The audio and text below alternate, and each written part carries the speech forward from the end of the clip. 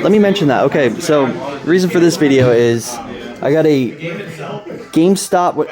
How to word it? Like a, I don't want to use the word abuser, but like capitalist. GameStop, you capitalize on, and you are a capitalist. You're pro-capitalism.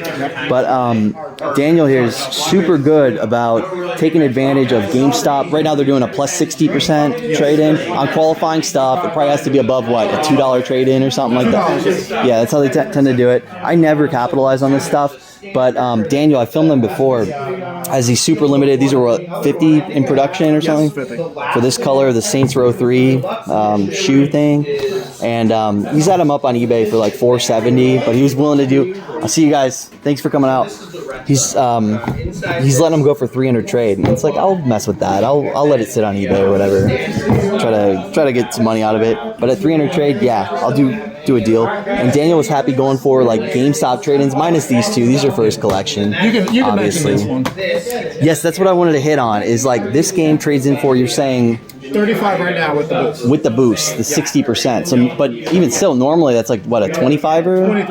23.60. Whoa! And we're talking about, I quoted him $10 sealed because that's what it is on eBay. It's like $12 shipped for a sealed copy, like dirt cheap. So you can literally just harvest this off eBay, just farm it on eBay and trade it into GameStop, and you'll be killing them. So, just somebody who knows title, and this is what he went for. I had tons of copies that were in cases, some missing manual, some complete, but all he needs is a disc to trade them in. So I was like, yeah, if I can keep the case manual, I'd rather do that. Be willing to come down a little bit. I got 25 trade out of Daniel on the Mario Karts. Again, not the best condition, but they were nice enough to be taken by GameStop. We called the Twilight Princess's dirt cheap game, $10 a piece. I'm loaded with that title. We did 10 on Donkey Kong, 10 on this guy because it's kind of a fucky disc, but it's good enough for them to take. So kind of a hookup there. This will probably trade in for what? Close to 30? 20. Okay. 20. All right. I was impressed by Galaxy 1 compared to eBay price. What does that trade in for? Close to 20 also? Is it Galaxy 1? Galaxy 1's about. It is. It's about 13, 14. Okay, so Galaxy 1 after the boost, you're saying? Yeah. Is about 13, 14 bucks. So again, just if you got disc onlys, and how often do they do those promotions? Probably once every 4 or 5 months for the 60%. Okay, so it's rare when they come around, and you got to jump on that. Because then what do you use your credit on? Their retro stuff on their website, or Switch stuff, or you're a Switch consoles. Oh yeah, to flip the console. Take a PS5 for 500 and dude. Yes, and you were saying. So again, he wanted 300 trade out of this, and you're going to get trade in today with the 60% over 5. 60% and a little bit of extra stuff along with the. Oh, extra perks? There's a little bit of ways because GameStop has multipliers that add up. That's a secret that. Whoa! Are you willing to talk about it, or is it too okay, this is top secret shit. Wow, man, Daniel's got the tricks, man. I normally walk around with like 5,000 or 6,000 in GameStop credit. But I can go into a GameStop and just be like. What you just said though is such a smart maneuver. Basically, today's trade-in, you're going to be able to walk out with a brand new PS5 for this Garbo. That's pretty incredible, man. So it helps me out because. I mean, shit, this is better for me than all this stuff. If I could find... Right, that's a secret. If I could find 10 of them, it would be fantastic. Keep eBay. They're not going to keep that trade-in rate for long, man. When there's that much of a discrepancy between eBay and their trade-in for this, that's insane what GameStop will give you for this title. But yeah, Daniel, thanks for sharing that wisdom to the people. Thanks for doing the deal with me, man. Thank you so much. Just look at this Wii stuff. And this is a PS5 for Daniel. Isn't that nuts? Again, this isn't included. Just this. And these two were part of the value, but pretty insane, man. Thank you, Daniel. Thank you, man. Thanks for coming out. I guess while I'm filming, this is, I don't even know what time it is. Steve, do you know the time? It's almost 4. Wow. Okay, so it got hot, like noon was when it was banging when I was filming probably. Come 4 hours later, it's calming down. People are leaving. So had to capture that Daniel killing GameStop tricks. Probably do one more video to upload when things are totally dead. Go over my pickups. Got some cool things. Anything to share? to the internet. You got a sealed Xena for $30.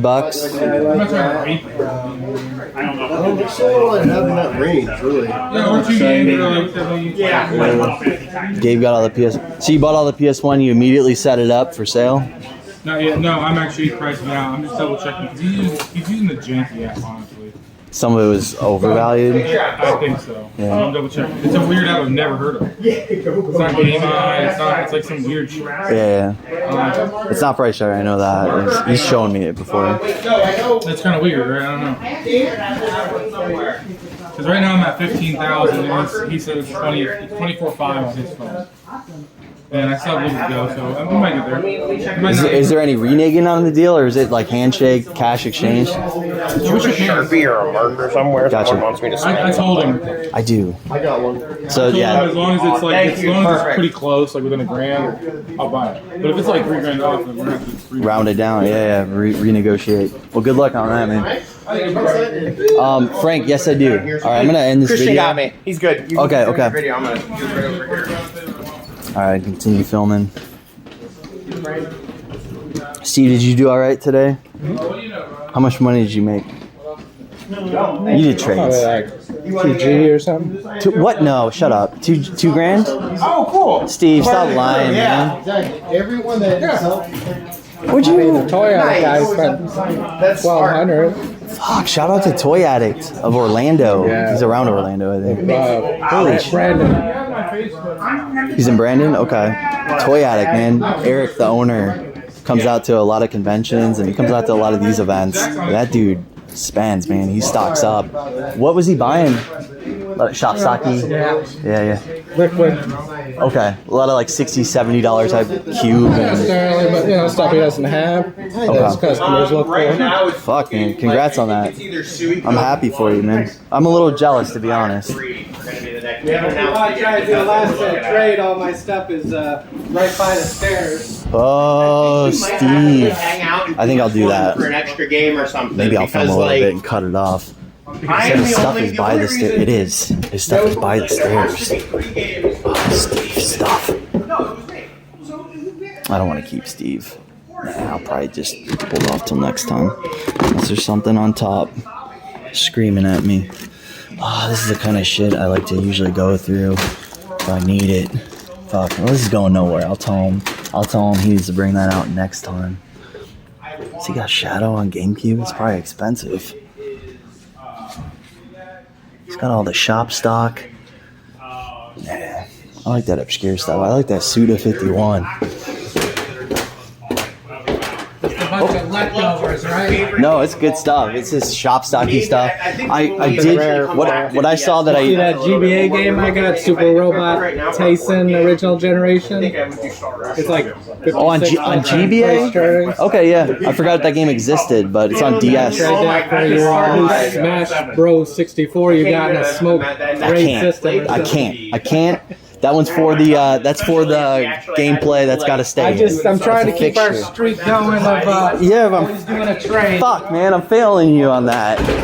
Damn it! What I would point I out, don't know what you had, that's why I said, what's your stuff? And you didn't I'm sorry, tell me anything that was... dude. Time I guess it teleported. was just a grab whatever you see kind of thing day. It's what always happens, man. Is as soon as I got locked into dealing with one person, it was one after the next. I just know a lot of stuff's usually off limits, so I didn't want to just start grabbing stuff. I'm actually getting way more flexible about just winging it, and I'm just honest with people about stuff that I really like, and I'm like, well, I'm going to charge you a lot for it. I did want to point out, like, if you will bring this stuff out again, please do, because I doubt this is stuff that you're about to, unload on eBay. You slowly piece this stuff together. Yeah, I don't sell games on eBay. Why deal with scammers and fees when you got the community? True. Yeah. Making moves like the way you did it today. Yeah, you tend to trade stuff off me that's a little bit easier to sell. Shop stuff and all that. Yeah, easy to... What were you going to say about the manuals and stuff? Just, I never got a chance to go through this, but I always have this, like, gamographic memory, photographic memory, Well, of, like, knowing what I need. This is all the Sega stuff. I Yeah, it's traded the you kinda the shit. rarer Sega stuff last time, so I don't think it'd be anything that you would need or anything. You know, Okay. bunch of junk, I always just really. know, like, I might need the Lion King. It's dirt. Yeah, bass fishing, altered beast. Let me look at it next time. Yeah. Bring it though. I know it probably doesn't get much attention, but I'll Hey, it's I'll worth- give it some love. It's worth the hour drive each way. Thank you. I'm glad to hear that, man. That's actually quite a compliment.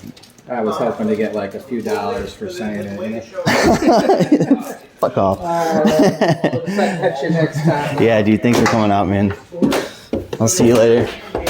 You could say, like, the point of the game, I want to play a couch co-op game with my friend on an emulator over the internet, even though it doesn't actually allow that. So we would have to work something like that, but I don't know if it would work with, me and 3 other people, because it's a 4-person party. But man, can you imagine me and Joey fighting the entire time about stuff in battle? You should have seen me and Joey play Final Fantasy 14 together. I wanted to wring his skinny little neck because he wouldn't shut up about me, like, Frank, you didn't, you missed your ambush there by like 4 seconds, bro. I don't eat, sleep, and shit this game. Like, I don't care. We're doing casual content. I don't need to play like I'm a high-end raider. I am so excited yet so anxious about playing 11 and 14 for the retrospective. That's going to be interesting, especially 11. 11 is one of those, such a moment in time. There are games. private servers, so I'm going to play like on Eden, which is like the Game Circuit 2006, which is not when it launched, but it's much closer to when it was at launch than it is now. So, like, I'm going to talk about them. Like, I'm going to talk about them as they were. Like for Final Fantasy 14, you can play 1.x. Yeah, exactly.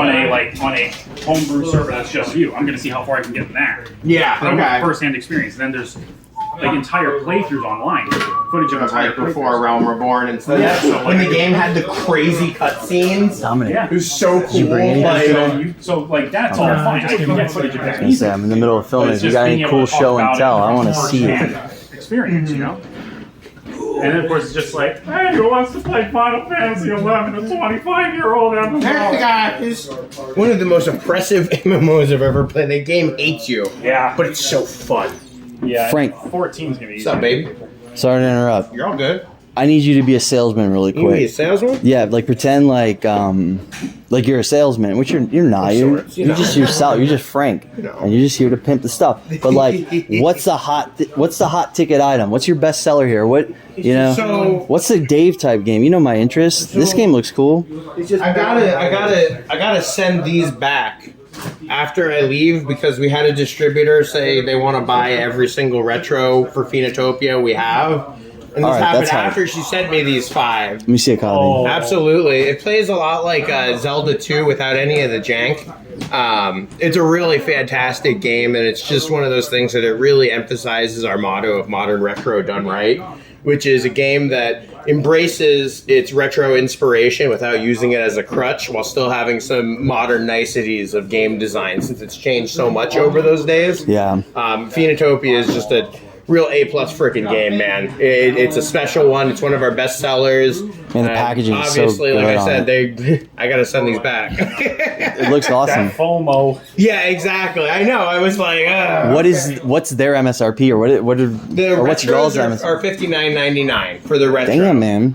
Yeah, they're pretty beefy for like a collector's edition. Yeah, They yeah. generally are going for what a lot of other companies are doing, just their standard. That's what I'm thinking. Where you our- don't even get a manual, you just get a case even and a our little standard chip. is isn't something you want to laugh at. This is just our standard here. And you're gonna see that's 3 layers just to start off. It's one of the ways that we get around ESRB's very strict stuff about the spines and stuff. Oh, yeah, yeah. If we put it in enough stuff, then I mean, Give it an outer box what and do you can say? put some more pizzazz on it. Then we have Interesting. the You're right, 'cause NES inspired dust normal cover. spines are so boring. On Exactly, Switch, and so like there's that's- something to be said about the wall of red that is the Switch collection, but Yeah, like yeah. a little bit of flavor makes Again, it better. you guys are Like an But ogre. even our Has standard includes all that stuff. It has a dual colored insert, a challenge card, which is going to net you a patch, as well as a full color manual.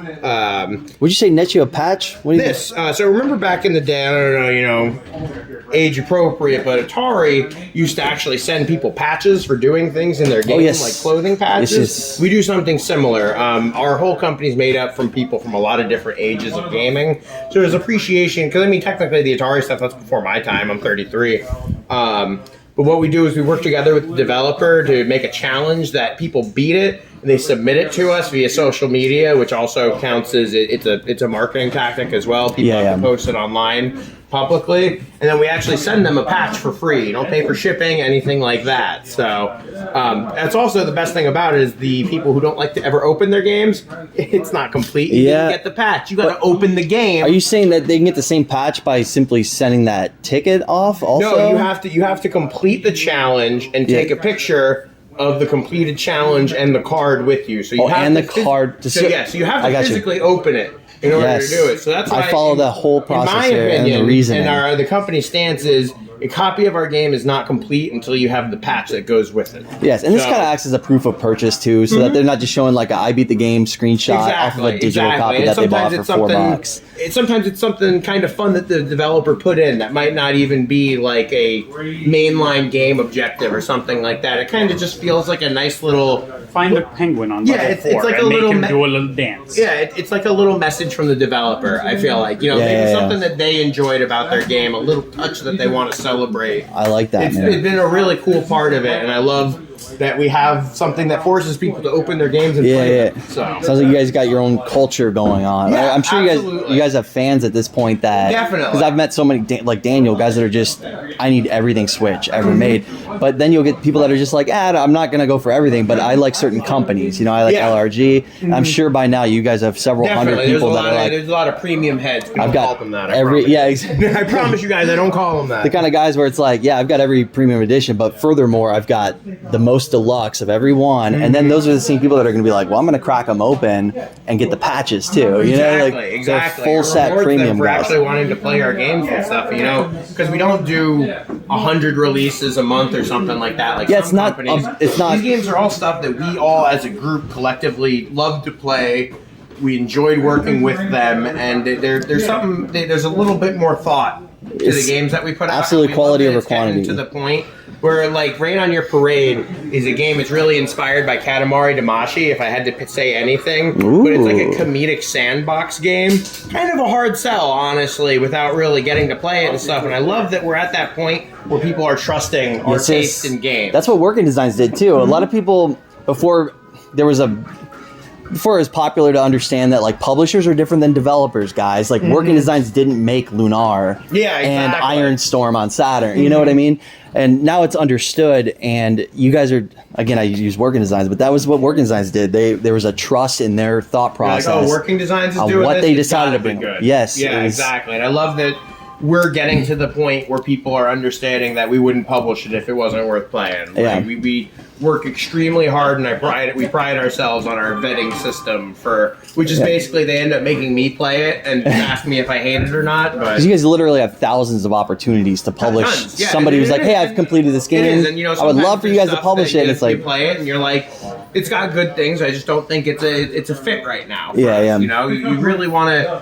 We make special versions of stuff, and we want to do that for special games. Yeah. Speaking of special versions, because apparently these are being sent back, what comes in the special edition of Phoenotopia? The retro edition of Phoenotopia, I actually have an open one here, is going to be the Super Nintendo style box. I was going to say that box itself is it seems Super Nintendo inspired. A lot of times, well, I mean, got like SNES vibes to that front cover.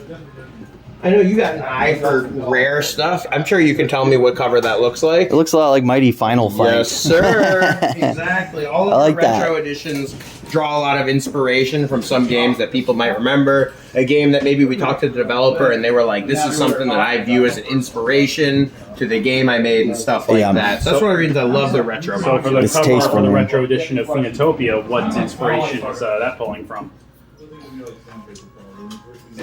As far as a game, I see what's the game? Not Illusion of Gaia, but you see our retro box for Eagle Island Twist. It's sort of mana, like straight up, a really awesome. You look at it and you go, oh wait, no, that isn't sort of mana. Okay, there's a nice take on it in itself. I think this is just trying to look SNES, but if I were to name an SNES game that box art kind of reminds me of, I would probably say Paladin's Quest and something like that. It kind of gives me some of the definitely RPG. It gives me some of the the Quintet trilogy vibes, like Soul Blazer and stuff like that. Yes, yeah, that too. Yep. Yeah, that's like Paladin's Quest. Looks very much like an Enix published game right there. It looks very Enix to me. This one, it also comes with the dual disc soundtrack. Game has it is like Battle of Olympus killer gameplay wise. Yeah. soundtrack, and then it's the all the stuff contained in our regular standards, which is the same across all of them. The retro is when you start to get some of the more interesting pieces, comic books, keychains, stuff like this. This one actually does come with a keychain. The keychain originally was supposed to fit in there, but the only ones that were going to fit directly in there was the cheapest, crappiest Chinese keychains, and that's not what we're about. Premium edition is we want all of our stuff to be as good as possible. You can see the slip covers on the early releases versus the slip covers on the newer one. Yeah. You guys got always thicker. trying to level up the level of quality of the stuff that we present. Man. Yeah, I feel for the extra, what is it, $20 above standard? Only 20, and only an extra $20. We definitely think that we offer a really cool value and I think that kind of stuff. For the collectors tend to think like this. They tend to favor something that they feel is going to be more limited, more exclusive. Like they're proud to own it because not many people have it. And these certainly have a lower print run. You guys don't produce as many of this. Yeah, no, not nearly as you many. do the standard. So yeah, you get that little this perk, and that'll feel good. The retros and the deluxes or the collectors are definitely a lot smaller print run comparatively to like the standards. You know roughly how many you guys produced of? I think the retro or the deluxe, I think, is 500. Generally, the retro is around 1,000, and then the standard is going to be like 4,000, 3,500. Oh, so still limited. You have to. The Nintendo has minimums for that, which is 5,000 carts, which is a lot of money. 1,000 carts or 5,000 carts made. And then so you take those, and then the parts of those go into the other ones because we have that Russian doll kind of set up for all of our stuff where everything fits into it. Like with the deluxe of that, everything fits nicely into that together.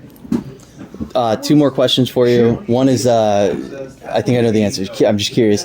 Would GameStop take any of these as trade-in, or is I have no idea how Game. I started off by talking to Daniel. I think really the only of the. Because how cool would that be to see it pre-owned at GameStop? Yeah, you know? I've seen some of our stuff pre-owned in retro game stores. Before. I could imagine that. I don't know what would happen because I think if you try to trade in, like one of like limited run games, retro or one of their like retail release games or something, that should still be in their system. But like, I don't think if you came up to them with like a Wonderling DX, they'd be like, I don't know what to do with that. Yeah, and the other thing is like it's never gonna happen. You know, the people that buy this stuff have to order from you online. Exactly. They're never gonna take it to GameStop and trade it in. This stuff is very much for enthusiasts of hobby and stuff like that. But you gotta admit that'd be kind of cool to see a pre-owned. It would be awesome. It'd be worth posting on social media. You never know what'll happen. There are ways to get, because like Limited Run has the Best Buy where they get to do the releases through Best Buy and stuff like that. It would be really cool to actually get these in the hands of major retailers. That'd be the next level up for you guys, man. Well, the thing is too, though, that makes it a little messy is that Switch games like this and is not making tens and tens of thousands on it. The margins aren't super good. Once you put this stuff in the hands of another bigger retailer and stuff like that, in their contract clauses and stuff, they have full control over pricing and stuff like that. Oh yeah. And then if GameStop decides that they want to start selling, Pigeon Dev for $20, that kind of messes up the whole economy. I totally understand. Which is one of the reasons why that kind of stuff. You want more control over that. But it really only works once you hit that big size. I understand. Where you're producing enough that you can have that kind of stuff happen. I totally get you. Mm-hmm. Yep. I follow that. The other question is, very simply, how many games are you guys at now total? I think last I talked to you, you were only at around... Well, before Really Rad Weekend, I think you're only at like 6 or 7. We just finished producing Rain on Your Parade and Wonderling DX, which I believe are 8 and 9. We have 4 games on pre-order right now, which brings us up to 13. Cool. And there's a lot more in the pipeline that we've already signed and everything like that. That just aren't announced. So still a very doable set to get into. a new premium direct within the next month or two. That's going to have our next slew of announcements, as well as our announcements for what we're doing for PlayStation. It'll be our first set of PlayStation releases. I'm sure that all gets posted on Twitter and on the socials. On any of our socials. Do you have a YouTube channel? Edition games. Pretty much across all platforms. Okay. Yeah, I'll look out for that. Do you know if it's on YouTube? Yeah. Premium is on YouTube? Yep. Cool. Yep. I'll All check of that our out. trailers, you can find gameplay, stream stuff. We're really bad about streaming and saying things that we shouldn't. So if you want to be like on the razor thin line of premium news, definitely comb over some of those Twitch VODs, because I have had to be like, Jeff, you can't say that yet. And then he goes, I'm the boss. I can say what I want. And I go, well, leaks he's right. that happen on. Yeah. I was like, well, I guess I really can't tell him not to say it, but. Another question that comes to mind. What's up with the shirt? That's Slop 'em Super up, boys? RPG friends, baby. Slop Okay. 'em up, boys. Got you. One of my buddies, a friend of the show, actually made this for my birthday based on a joke that we made. And it's also, I don't know where he ordered it from. It's the comfiest shirt. It's like got some nice, light, airy material. A+. Yeah. Cool, man. But that's a RPG show I do every Twitch, week on right? Thursdays at 8 p.m. on Twitch. Dude, I gotta get into Twitch. It's one of those platforms I've never jumped into. It's fun. There's definitely, I've enjoyed the fact that I have an excuse to hang out with a bunch of my friends once a week and drink some beers and Oh play yeah, RPGs. it's kind of like multitask. You know, it's like Yeah. I'm just completely fucking off. I'm doing this recreationally. I want to do this. I'm speaking for Frank now, but also it's like somewhat productive. You know, it's like Yeah, right entertaining an exactly. audience. You can talk about It what's on our definitely mind. like and stuff. scratches a creative bug as Yes, well. that's what I'm trying to the urge say. to make something, to innovate, to do something cool. The show basically came to fruition because I hate watching Twitch streams. So I said, what's the good way to make something is to go, what's everything I hate about this and how would I fix that? So the show is kind of like built from the ground up to be like the anti-Twitch. It's all the things that like some people that I hate about Twitch. I think fixed I know where you're going with that. Exactly. Yeah. Like it's no bullshit. It's high quality Yeah. content. There's no just like no phoniness. No, Yeah, exactly. You don't want no simps it's a lot of sucking up it's to a you. lot of really passionate people coming together to celebrate some of the greatest RPGs of all time. And Word. I think we have the range of stuff that happens during an episode can be so good, from being a highly informative episode to an emotional one where people talking about life events that they've had coinciding with games, to last week we got lost in a blizzard and bullshitted for 2 hours. I mean, anything can happen on these damn shows. Are you guys scheduled with or do you guys keep a pretty routine? Yeah, Like 8 every single Thursday at 8 p.m. Eastern Standard Time on Twitch.tv. just once a week, huh? Super RPG friends, yeah. Okay. Thursdays Sometimes we 8. do other stuff, but that's less scheduled and more. Impromptu. Yeah, that's Okay. more like, hey, in a week we're doing this, just so you know, on a different day or something. But we're trying to ramp up and add some more stuff to the schedule. I stream so much. I have a girlfriend and she misses me. I'll look out for you, Frank. 'Cause I have an account. I just never go on. So You have a good time. Thursdays, you said. Yep, Thursdays at 8. Okay. You'd vibe with our crew. Yeah, man. Yeah, I'll check you guys out. I'll be active in the comment section. Well, thanks for bringing premium No, in. man, I got you, Because baby. it helps makes the warehouse cool. You know? Right? I'm happy I It's can do trading it. cool. I think feel like it's a good people walk in and they're like, oh shit, fucking look at all this banners. What's the deal? Yeah, I know. Yeah, right? They're like, oh damn, all right. I saw some pictures of the warehouse. I wasn't expecting Yeah, this. exactly. Yeah, it's wild, man. It's probably the only place in the United States where you can find weird stuff like this going on. Thanks, Frank, man. Thanks for showing that stuff. Oh, what happened here? Can I have your YouTube channel? Yes. Yeah, I'm actually going to wrap this up. See you guys later.